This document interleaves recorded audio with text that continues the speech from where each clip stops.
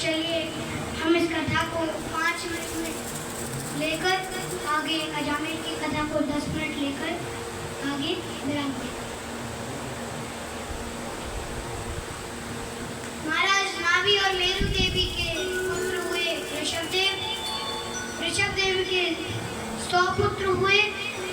ऋषभदेव अपने 100 पुत्रों को उपदेश देते हैं। ऋषभ उवाच नायं देवो देहभाजां नृलोके कष्टान् कामान् हरति वेदभुजानि तपो दिव्यं पुत्रकायेन शत्रुं शुद्धेत यस्मात् ब्रह्मसौख्यं त्वनन्तम्। वह उपदेश देते हैं और आगे उपदेश देते हैं। गुरु न सस्यात् स्वजनो न सस्यात् पिता न सस्यात् जननी न सस्यात् देवं न तस्या न पतिश्च स्यात् न मोचयेदा समुपेत मृत्युम्। वह गुरु बनने का अधिकारी नहीं जो अपने शिष्य को भगवान की भक्ति में न लगा सके। गुरु न सस्यात् स्वजनो न सस्यात्। वह स्वजन, वह भाई बंधु होने की कोई अधिकारी नहीं है यदि वो अपने भाई बंधुओं को भगवान की भक्ति में नहीं लगा पा रहे।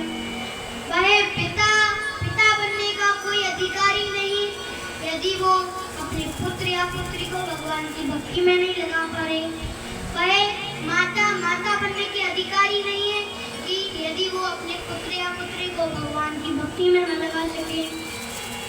वह पति को पति बनने का अधिकार नहीं जो अपनी पत्नी को भगवान की भक्ति में न लगा सके।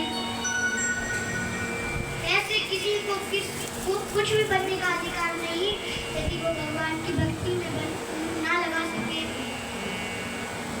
अब इस प्रकार उपदेश दिया और बताया जाता है कि गांव में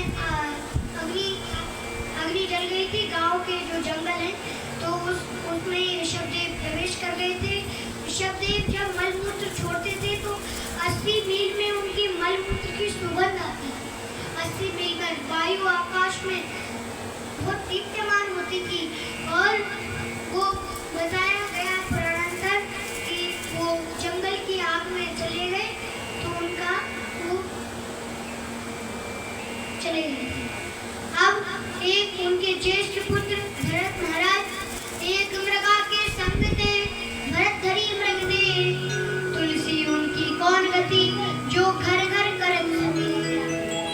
भरत महाराज एक दिन गंडकी नदी में स्नान कर रहे थे और एक गर्भवती हिरनी ने जैसे ही सिंह की धार सुनी तो वह आगे नदी थी तो वह उसको कूदना चाहती थी, मतलब डर रही थी। तो कूदने के लिए जैसे गई तो उसका जो पुत्र है वो उस गंडकी नदी में गिर जाता है, हिरनी का बच्चा, और हिरनी उस साइड जाकर उस तरफ जाकर मर जाती है।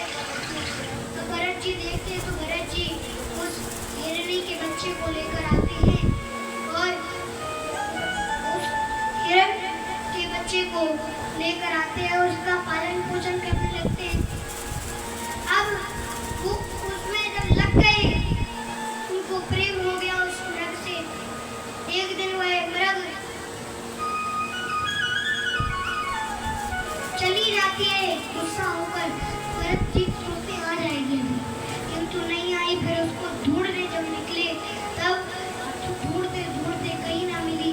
फिर वो उसी के चिंतन करते करते उनकी मृत्यु हो गई, क्योंकि यम यम वापि स्मरण भावम त्याजन्ते कलियुगम तम तम वेत्ति कौन्तेय सदा कर भाव भाविका। हम कलियुगम शरीर त्याग के समय जैसा जैसा ध्यान करेंगे वैसा वैसा हमें क्या प्राप्त होगा? शरीर प्राप्त होगा। भरत जी ने हिरण का ध्यान किया और हिरनी का स्वरूप प्राप्त हो गया। फिर हिरनी का स्वरूप जब प्राप्त हो गया तो उन्होंने कहा अरे मैं कहाँ फंस गया इस संसार में 84 लाख योनि में। तो फिर वह दोबारा मनुष्य शरीर में आते हैं तो वह उनको गायत्री मंत्र सिखाते हैं तो गायत्री मंत्र 10 बार में भी ना सीखते, आगे का पीछे कर देते, पीछे का आगे। उनसे बोलते कि जाओ मलमूत्र करके आए तो हाथ धो के आओ, पहले हाथ धोते थे फिर मलमूत्र करते थे, जड़ की तरह रहते थे। क्योंकि यदि मैं पढ़ूंगा गायत्री मंत्र करूंगा तो विवाह पढ़ना सिखाएंगे, विवाह पढ़ना सीख जाऊंगा तो फिर विवाह में जाना स्टार्ट हो जाएगा, फिर जब जो धन आएगा तो उससे फिर विवाह होगा, मेरा विवाह होगा तो फिर मैं इसी संसार में फंस जाऊंगा। इसलिए वो जड़ भरत बन गए। अब एक दिन राजा रघुगण जो है, जो भरत महाराज जड़ भरत जी थे, जड़ भरत जी सच में ही जड़ थे, क्योंकि वो उनको झूठा अपना प्रसाद देते थे घर वाले, कुछ काम धंधा करता नहीं है, ऐसा ही रहता है। तो जा तू खेती कर, खेती करने के लिए भेजते और कहते कि जा तू संभाल के कोई चिड़िया को खाए ना। तो सारी चिड़िया को बुलाते, राम की चिड़िया राम का खेत, खाओ चिड़िया भर भर पेट, भैया उल्टा खिला और देते हैं। और कहा कि अरे हमारी तो फसल भी बर्बाद कर दी। इस जड़ भरत महाराज को निकाल दिया और जड़ भरत महाराज भगवान की भक्ति में लगे। राजा रघुगण एक दिन पालकी में बैठकर जा रहा था, राजा रघुगण का एक करने वाला है वो घायल हो जाता है। तो राजा रघुगण कहते हैं हट्टा कट्टा बेटा इसी को कर लो, और जड़ भरत महाराज तो लग जाते हैं नीचे चिंती देखे तो कूद जाए। तो राजा रघुगण ने कहा तुम कौन हो, तुम बार बार कूद जा रहे हो। तो जड़ भरत महाराज फिर उनको भेज देते हैं। तो इस प्रकार ये प्रसंग की कथा आती है। नरकों का वर्णन आता है कि जो व्यक्ति अपने गुरु होता है और अपनी शिष्य के साथ गलत संग करता है वो तामस नरक में जाता है, और जो व्यक्ति कीड़े मकोड़े उनको पका पका के खाता है वह कुंभी पाक नरक में जाता है। 28 प्रकार के नरकों का वर्णन जैसे ही सुखदेव गोस्वामी ने परीक्षित महाराज को सुनाया। परीक्षित महाराज कहते भैया बस महाराज बस, अब तो डर गए हमें, अब भैया हमको डर लग रहा है, बंद कर दो। सुखदेव जी कहते हैं आप तो भगवान के भक्त हैं, आपको कुछ नहीं होगा।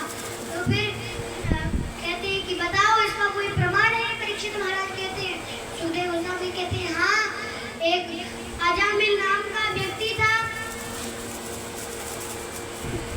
कार्य कुंची द्विजा कश्चित दासिरपति रजा मिला, कार्य कुंची द्विजा कश्चित दासिरपति रजा मिला, एकं बालं च तस्या च